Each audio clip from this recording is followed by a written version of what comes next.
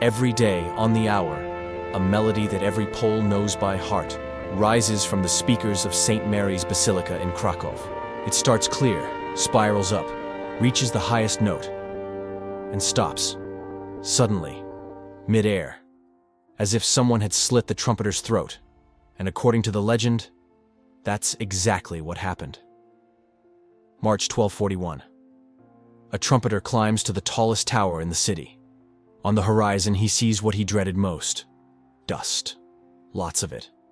And in that cloud, an army that swept everything from China to Europe's gates, entire nations, centuries-old empires, cities that thought themselves unstoppable. 40,000 horsemen, undefeated. The Mongols are coming.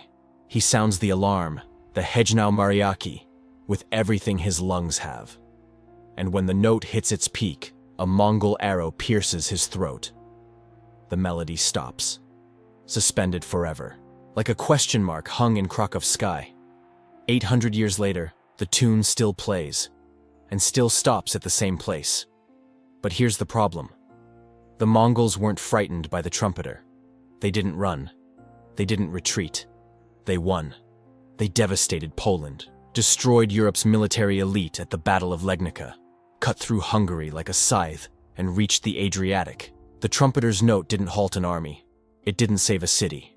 So what actually saved Europe? Not an army, not a strategist, not any alliance, crusade, or miracle.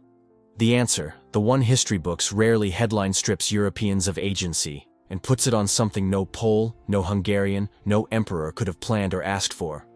It's 3,000 miles away, in a palace in Mongolia, on a December night in 1241.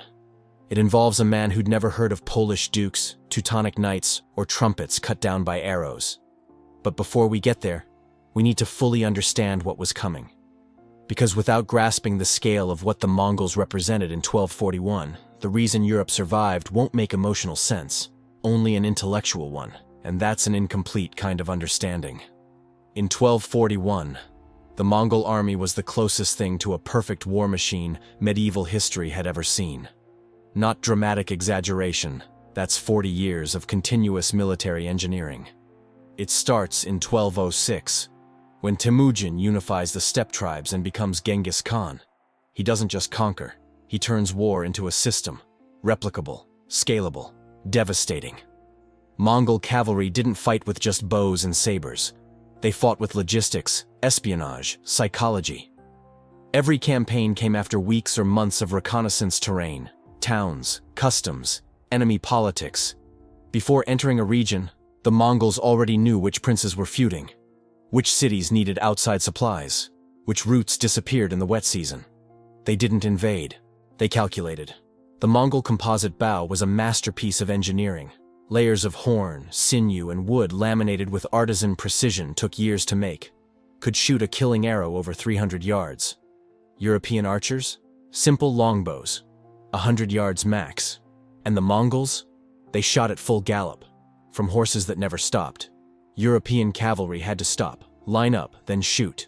The Mongols shot on the move any direction, even backwards. The famous turn and shoot, fired over the shoulder while retreating. But the Mongols' deadliest innovation wasn't technological. It was psychological, the feigned retreat. Picture the battlefield. Enemy cavalry attacks, trades arrows, then flees. Your riders trained from childhood to chase a fleeing enemy don't hesitate. It's instinct. It's honor.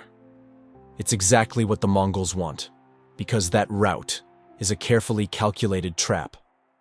Those fleeing Mongol riders know exactly where they're running, into prepared positions, ambushes, exposed flanks.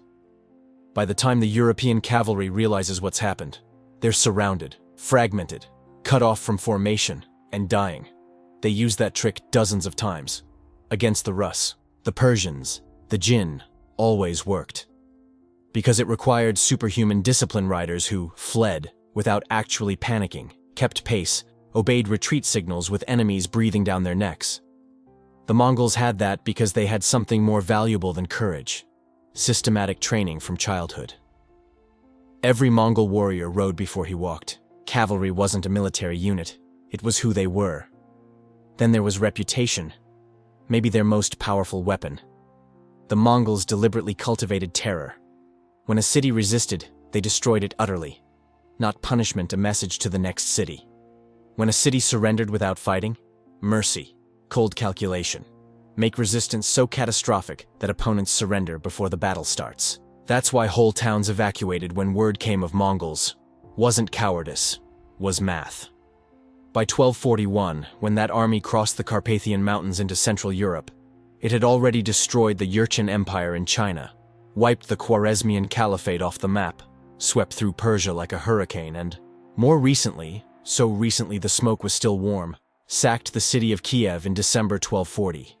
Kiev, one of the largest and richest cities of the medieval world, with dozens of churches, markets that supplied half of Russia, walls that had held back enemies for centuries. It took weeks to finish. The chroniclers who survived described piles of skulls and bones so high they blocked the streets. When the news reached Poland and Hungary, European rulers were not getting rumors of a wild horde. They were getting reports of a professional army that had pulverized everything in its path across 3 decades of continuous war. And now that army was crossing the mountains, in the middle of winter. In weeks. No army in history had done that before. To cross the Carpathians in winter, in weeks, without losing operational cohesion. That alone should have been sign enough of what was coming. Here's what made 1241 different. Here's where one man's genius changes European history. His name was Subutai, born to a blacksmith, not Mongol nobility. But he became the greatest strategist the Mongol Empire ever produced, arguably the greatest strategist in military history. Campaigns against the Russians, the Cumans, the Bulgars. Years studying Europe. When Batu Khan arrived as nominal commander, it was Subutai who designed the invasion. The plan was brutally elegant. February 1241. The Mongol army splits into 2 groups. Baidar and Kadan push north, into Poland, across Silesia, destruction in their wake.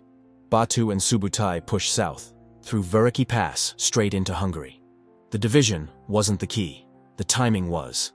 2 groups coordinated to hit their targets simultaneously, 310 miles apart. The purpose was surgical. Cut off the Poles and Hungarians from each other. If Duke Henry II tried to march south to help King Bela IV, he'd arrive late. If Bela sent troops north, same story. Each European army facing Mongols alone. No reinforcements, no allies, no relief. A continental trap. And no European general knew they were in it until too late. Think about it practically. Duke Henry II gathering at Legnica made all the right calls. Waiting for reinforcements from Moravia and neighboring princes, positioning for battle. Everything right within a system of warfare that worked against Europeans. What he didn't know, what no European ruler knew, was the invasion's other half happening simultaneously to the south. Messengers to King Bela IV would arrive in a country already burning. Polish or Moravian troops marching south to help. Weeks on the road. Hungary didn't have weeks. The coordination that could have saved Central Europe. Structurally impossible within Subutai's time frame. That's the level of strategic sophistication Europe faced. Not brute force. Engineering. While Henry II was gathering his army at Legnica, thinking he still had time to build a defensive coalition, the second Mongol pincer was already destroying Hungary. The 2 European armies were not defeated in battle. They were separated by design, weeks before any sword was drawn.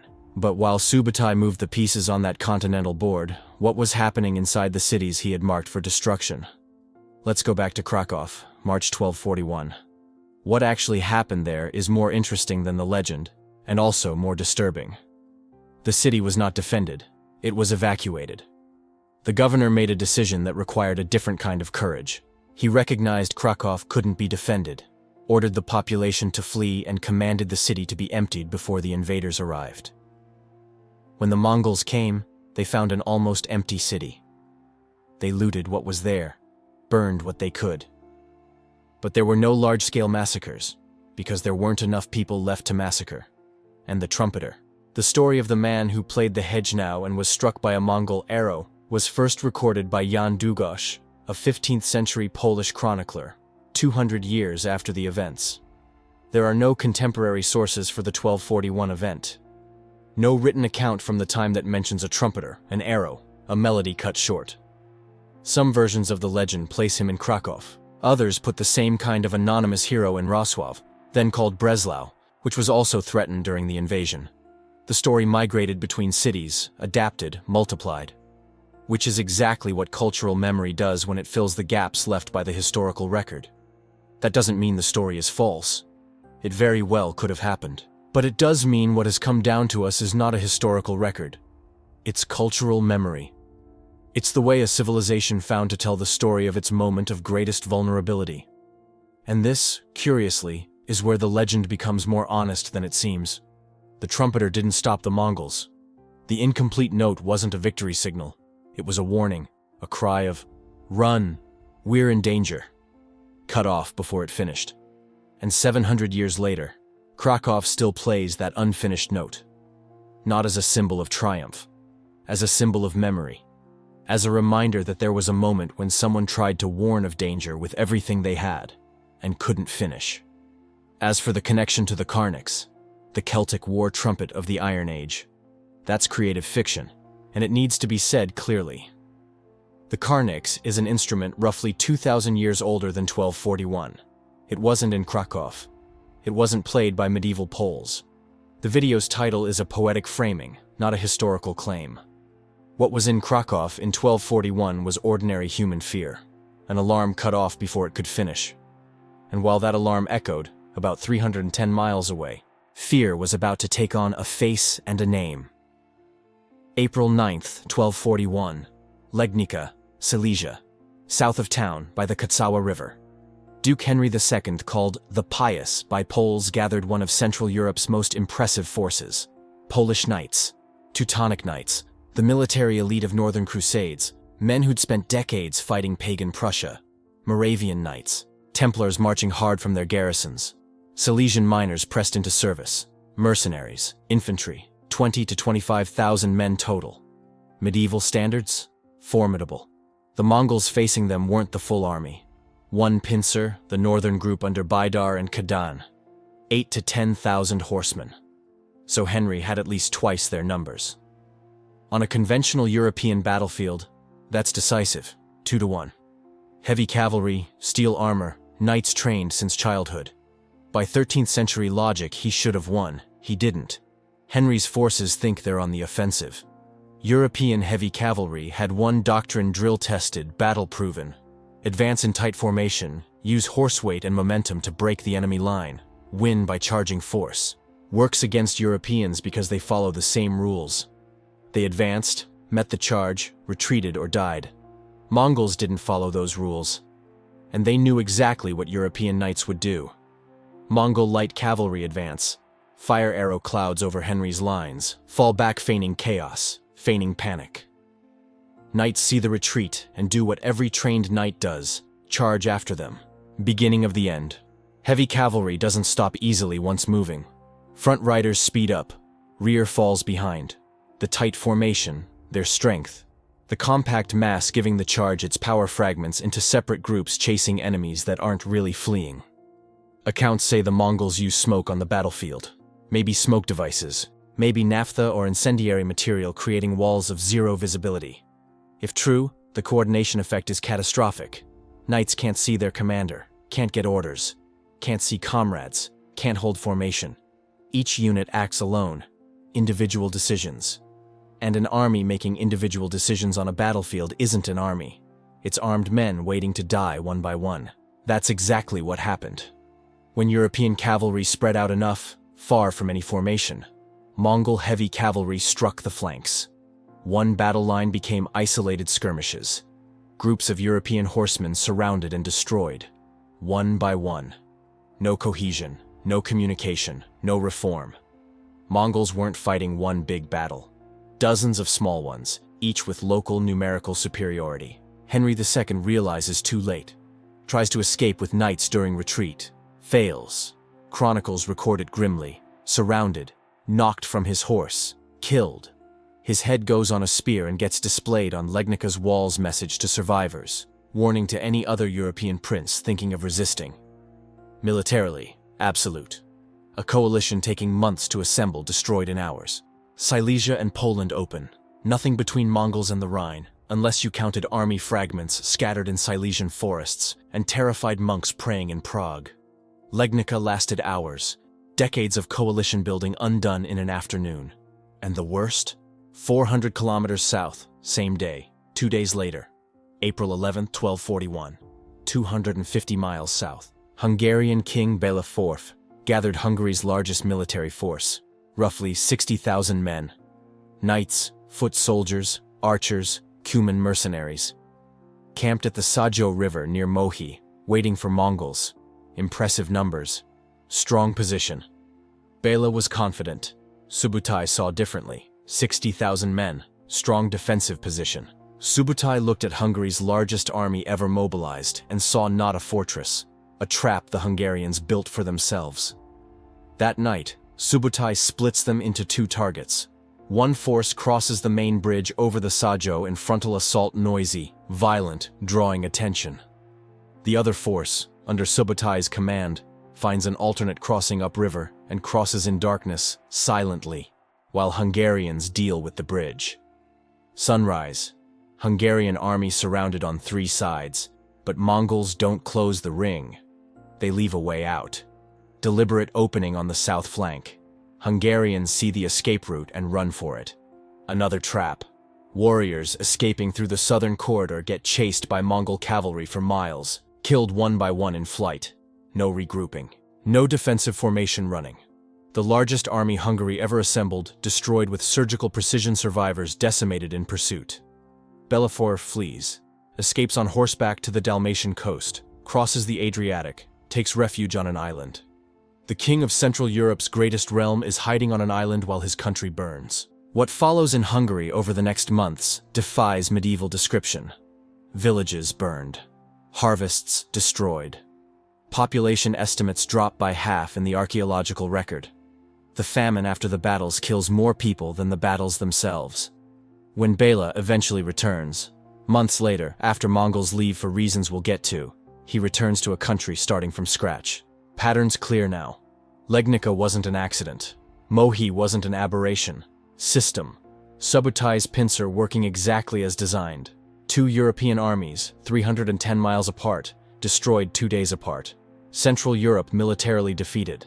The question: if Poland's largest army, Hungary's greatest force, all the Teutonic and Templar knights combined couldn't stop them, what could? And Mongols didn't leave. History books skip this or mention it like a footnote. They shouldn't. After Legnica and Mohi, Mongols don't break camp and head home. They keep going. Cross Hungary end to end, systematically, invade Austria, reach northern Italy's edges, push to the Adriatic coast where Béla's hiding on an island. By end of 1241, they've penetrated Europe deeper than any Eastern force in recorded history. Not looting raids, methodical occupation operations, using Hungary as a base, reorganizing supply lines, scouting routes for the next advance. Looks exactly like every other Mongol conquest. Arrive, crush, consolidate, push to the next target. European political response? What the Mongols expected? Nothing. The Holy Roman Emperor Frederick II was the only ruler with authority and resources to coordinate a pan-European response. He didn't. At that exact moment, Frederick's fighting his own war, not against Mongols, but against Pope Innocent IV, who'd excommunicated him and was exiled in Lyon while Central Europe burned. One of the 13th century's great political crises meant the two most powerful men in Europe weren't even on the same continent. Pope had spiritual authority to call a crusade. He'd done it before in 1096, 1147, 1189. But mobilizing a crusade takes months, sometimes years. Preaching, recruitment, funding, logistics. None of that existed in 1241. Central Europe didn't have months, barely had weeks. German and Silesian princes remaining were paralyzed by the same fragmentation that stopped Henry II from getting help in time at Legnica. Pleading letters crossed the continent, urgent appeals, crisis meetings, support promises that never turned into soldiers. Wasn't a lack of will to resist. Was a lack of structure to turn will into collective force. Medieval Europe had no unified command. Every king, prince, bishop decided independently, and those independent decisions added up to nothing. Winter of 1241 to 1242. Mongols consolidate presence in Central Europe. mapping supply routes, reconnoitering beyond Hungary's borders. All signs point to spring resumption of advance toward Germany, France, Western Europe's heart. Contemporaries writing then didn't use historians' analytical tone. They wrote like people at their civilization's end.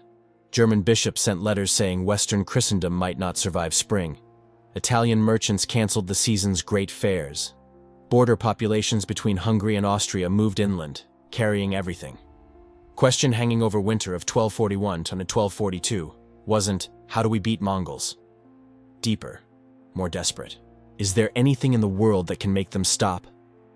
There was, but it wasn't in Europe. December 1241. Karakorum, capital of the Mongol Empire, 3,700 miles from Hungary. The great Khan Ögedei, third son of Genghis Khan, ruler of the world's largest empire, dies. Exact cause? Historians debate. Persian and Chinese sources suggest poor health for months. Drinking damaged his liver, condition worsened at a banquet. Probably died late December 1241. About 55. 3,000 miles from Hungary. Died never hearing of Legnica, never thinking Polish knights were a real threat. For Ögedei, the Western campaign was frontier expansion important, yes, but remote. His death triggered something embedded in the Mongol Empire's DNA. The Kurultai. Kurultai was the council of Mongol princes and leaders, the imperial parliament choosing the new great Khan after each death. Sacred rule. Every prince of the blood, every high-ranking commander had to attend. In person. No proxy. If you were Genghis Khan's line, you had to be there. Batu Khan, Western campaign commander, was Genghis Khan's grandson. Obligation applied directly. He had to return. His royal blood generals had to return. Subutai, the operation's brains, had no Kurultai obligation not of Genghis Khan's line. But without Batu Khan, without the princes commanding divisions, the army lost its political head. Permanent conquest requires imperial authority, and imperial authority was being called back to Karakorum. No choice, no way to delegate. Spring of 1242. Mongol army begins withdrawal from Europe. Ordered, disciplined, no haste, not a rout, not a defeat. Strategic retreat to a political obligation outweighing Western Europe's conquest. They leave Hungary, cross the Carpathians back, disappear into steppes. Europe survived. But say this with precision. Europe didn't defeat Mongols, didn't develop effective military response. No Christian alliance repelled them, no hero found weakness and beat them in open battle. A man died in his capital 3,700 miles away, causes related to alcohol or health, and the Kurultai pulled the blood authority the campaign needed off the field. Picture Ögedei living one more year. Spring of 1242 arrives with Mongol army still in Hungary, rested, resupplied, ready to push west. Austria couldn't resist. Germany was politically fragmented into dozens of rival principalities. France had a competent army but hadn't been hit yet, and underestimated the threat. Italy was panicked. If Ögedei lived, historians debate whether Mongols could have maintained permanent conquest. Dense Central European forests and stone castles posed logistical challenges, different from steppes where Mongols were supreme. That question was never tested. It was answered by a natural death in a banquet hall in Karakorum. More. Batu Khan returns to the Kurultai and never comes back to Europe. Succession after Ögedei's death was slow, messy, clan disputes everywhere. Batu had his own political ambitions on the eastern steppes and saw no advantage in returning to Western Europe. His interests lay in establishing the Golden Horde, a Mongol state on Russian steppes surviving over 2 centuries, exerting influence over Russian principalities, but never seriously attempting Western Europe again. The Mongol Empire's focus shifted in the following decades to the Middle East. Destruction of the Abbasid Caliphate in Baghdad in 1258 was one of the most devastating Mongol acts and consolidating China. Western Europe never faced another large-scale Mongol invasion, not because Europe got stronger, because the Mongol Empire fractured. Internal Mongol politics, clan rivalries, succession tensions, power dispersion after Ögedei's death was its systemic vulnerability. An empire built on one great Khan's absolute power depends on that leader's continuity. Without it, princes stopped everything and stared each other down in Karakorum. The system giving the empire cohesion was the system that could halt its most powerful army mid-conquest and make it leave. Back to the trumpeter. Every hour at St. Mary's Basilica in Krakow, a professional trumpeter climbs the tower and plays the Hejnał Mariaki toward 4 cardinal directions: north, south, east, west. In each direction, the melody rises, hits its peak, then stops abruptly. Same place, always, unbroken tradition. Records show it continued during Nazi occupation, communist regime, all the centuries of Polish history since. That stopped note? Not a mistake. The tradition's focal point. Sometimes a second trumpeter answers from another tower. But the main melody always ends at the same point. Interruption is intentional, preserved, protected, taught to musicians taking the post. It's the score. Because the trumpeter didn't stop by choice. Krakow decided that silence was more honest than any ending they could invent. Not a victory tune, a warning. Cut off before finishing, not because danger passed, not because someone saved him, but because the messenger got eliminated before completing his message. That's the version Krakow kept. What's extraordinary isn't the trumpeter's story. It's what keeping that story says about Polish people. They could have rewritten the legend. Trumpeter sounds alarm, saves city, dies a hero. Instead, they kept the harder version. He tried to warn them and couldn't finish. Alarm half-sounded. Danger passed anyway, for reasons completely outside any Pole's control. Rare historical honesty. Most civilizations create narratives of agency stories where they save themselves. Poland kept a monument in its capital's heart to an incomplete warning. Legnica and 1241 reveal that military supremacy has limits that aren't military. The most powerful medieval army wasn't stopped by sword, spear, skilled knights, or smarter strategies. It was stopped by a political obligation embedded in its own cultural constitution. The Kurultai, the rule requiring all princes to choose a new Khan, was the break no European general could have planned.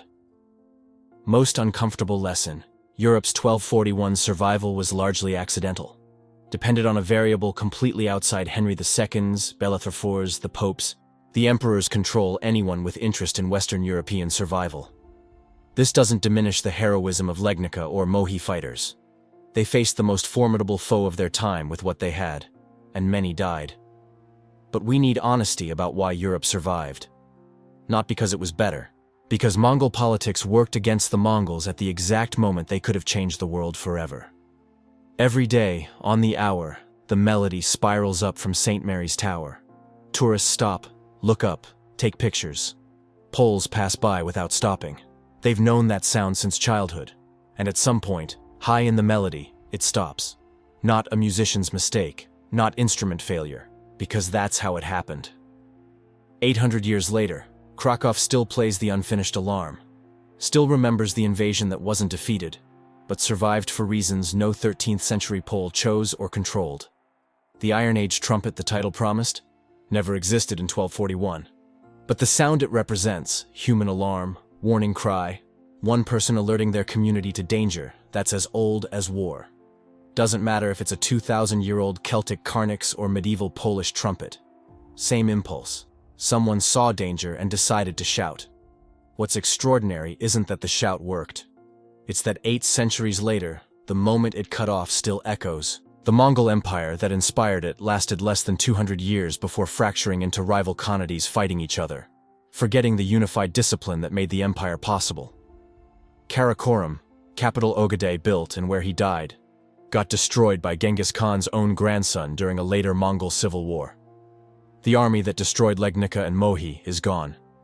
Baidar and Kadan, those commanders, known only to medieval historians. Subutai, greatest Mongol strategist, died in 1248, a few years after leaving Europe, never returning to the continent he'd nearly conquered. But every day, in Krakow, someone climbs stairs, brings an instrument to their lips, plays a note that stops mid-air. And somehow, in that silence, all of history is there. 1241 makes clear. Mongols weren't invincible, Europe wasn't too fragile. Empires built on absolute supremacy carry within them the mechanism of their own limit. The Kurultai wasn't external weakness, a sacred obligation embedded in the system's heart that made the empire function. The same thing giving Mongol power cohesion could make its army stop mid-conquest and go home. No European general discovered that. No sword revealed that vulnerability. It was there from the start, invisible like the note cutting off mid-melody. Comment on what surprised you most: Subutai's strategy, Ogedei's death, or that Krakow still plays that melody every hour. Want to keep exploring hidden forces deciding battles before they began? Subscribe and turn on notifications.